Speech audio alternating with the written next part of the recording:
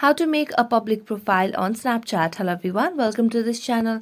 I'm Emily and I'm here to help you out today. So without any delay, let's get started. So first of all, launch the Snapchat application on your device and make sure you're logged into your account.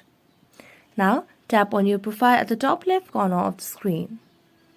Now scroll down and scroll until you find the option of Add to Spotlight. So here you can see the option.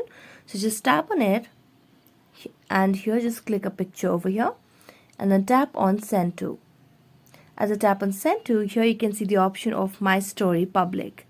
So tap on My Story Public and then tap on OK. And as you do that, now you can just go back to your profile over here. Wait for a while and make sure you have stable Wi-Fi connection because this is being added to your public story. So you can just wait for a while over here. And here you can see the option of Add to My Story Public. So just tap on it. And while it's adding, just have some patience over here. And while you do that, you'll be able to see the option of Add to My Story Public, which is the new one. So just tap on it and you can click a picture and send it to your My Story Public option.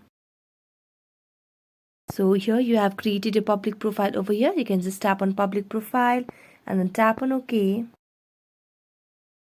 So that's it. Thank you so much for watching this video. See you next time.